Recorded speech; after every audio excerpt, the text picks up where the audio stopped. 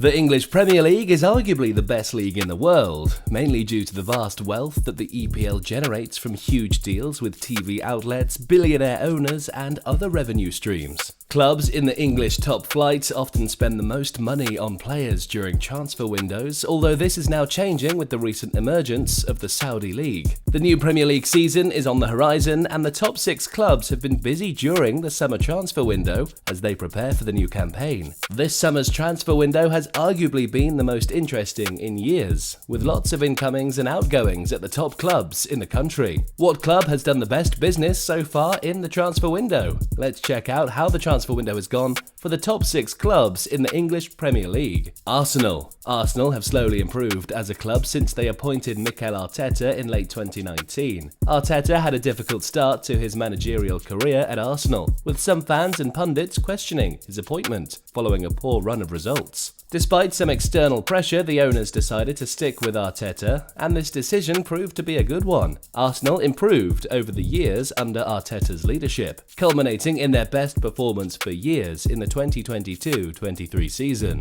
Arsenal topped the table for the majority of the season and really should have won their first title in 20 years. However, a poor run of results towards the end of the season allowed the Man City juggernaut to beat them to the title. Despite their late season collapse, the owners clearly think Arteta is the man for the job. Arsenal have spent big during this summer's transfer window, spending a whopping £208 million so far. Believe it or not, this £208 million has only been spent on 3 players. Their biggest transfer, and one of the biggest transfers of all time, is the £105 million deal for Declan Rice. Declan Rice has been an exceptional player for West Ham and England over the past few years, and Arsenal clearly see him as someone who can take them to the next level. The second player they bought was Kai Havertz from Chelsea for £65 million. Havertz didn't really settle at Chelsea despite scoring the winning goal in the Champions League final. To be fair to Havertz, Chelsea were an absolute mess of a club following Todd Boehly's takeover, seemingly buying any player that they could and having a disastrous run of managers. The third player they bought was Justin Timber from Ajax for £38 million.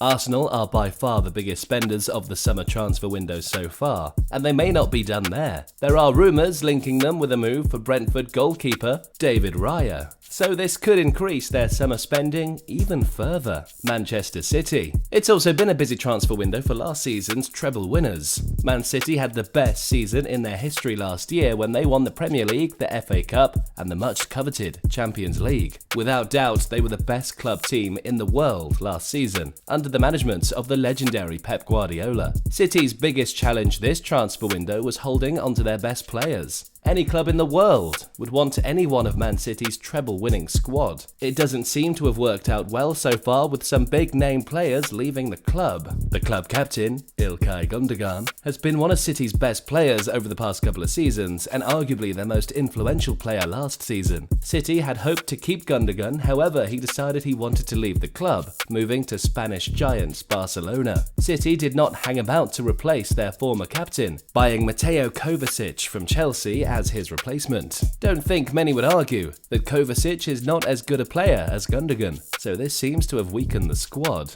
City have also lost Riyad Mahrez during this window, with the winger moving to Saudi Arabia. Mahrez drifted in and out of Pep's team, and although there's no doubt he is an exceptional player, he found it tough to nail down a regular starting place. So far, City don't seem to have replaced Mahrez, however this is surely something they will target before the transfer window shuts. If not, then it looks like the squad will be weakened even more. There is speculation that Kyle Walker and Bernardo Silva could leave too. Surely Pep will do all he can to avoid this, given the important players who have already left. There's not been much incomings to get excited about at City so far, although it does seem like they will strike a deal with RB Leipzig for Josko Vardiol, who is viewed by many as a rising star following his incredible performances for Croatia in the last World Cup. Liverpool. It's also been a busy transfer window for Liverpool. The most notable move for them has been captain Jordan Henderson's departure to Saudi Arabia. Is there a theme developing here? Although Henderson is nearing the end of his career, he has been an incredible servant for Liverpool over the years. His influence and stature will surely be missed as Liverpool go through a bit of a transitional period, having lost long-time players players like Firmino and Sadio Mane recently too. Their biggest signing of the summer so far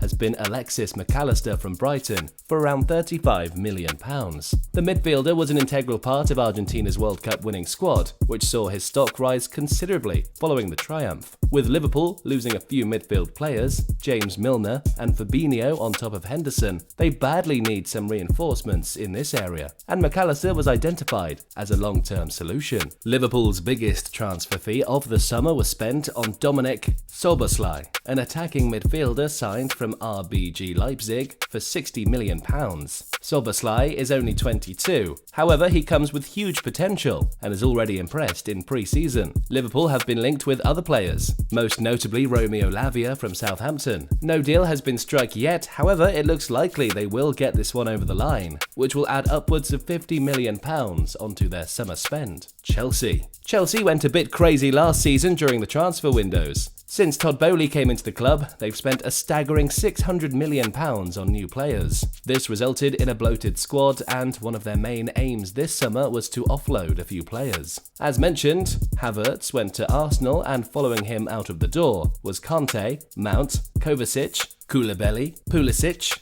Mendy, Loftus-Cheek, Azpilicueta and a few others. They've basically got rid of a full team this summer. There have not been as many incomings at Chelsea, Christopher Nkunku and Nicholas Jackson being their two main summer transfers. However, they have still managed to spend over £100 million.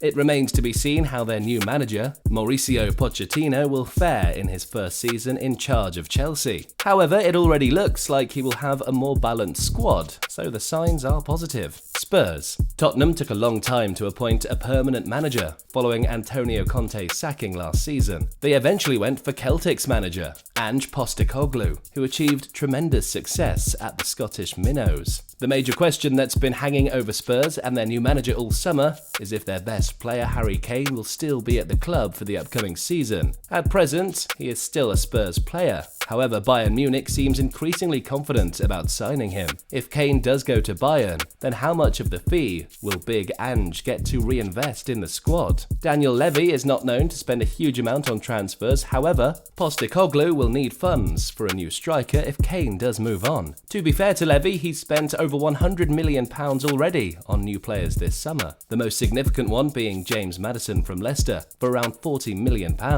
It could be argued Spurs are short on strikers even if Kane stays. So you would imagine there will be a new striker coming in at Spurs irrespective of what happens with Kane. Manchester United. Manchester United have had a tough time of it since legendary manager Sir Alex Ferguson left the club 10 years ago. They've struggled to achieve their previous success despite having some world-class managers like Jose Mourinho and Louis van Gaal. The United board have not been shy to spend big on players in recent years, most memorably the massive fees for Harry Maguire and Paul Pogba. They seem to have eventually found the right man for the job in Dutchman Erik ten Hag. The results have improved since his arrival, and he showed he is not someone to be messed with when he effectively oversaw Cristiano Ronaldo's exit from the club. Ten Hag has been backed again this summer transfer window, with United having spent over £100 million so far on Mason Mount and Andre Onana. It is also reported that their deal for Rasmus Højlund, the young Danish striker, is pretty much over the line, so this will increase their summer spending by another £70 million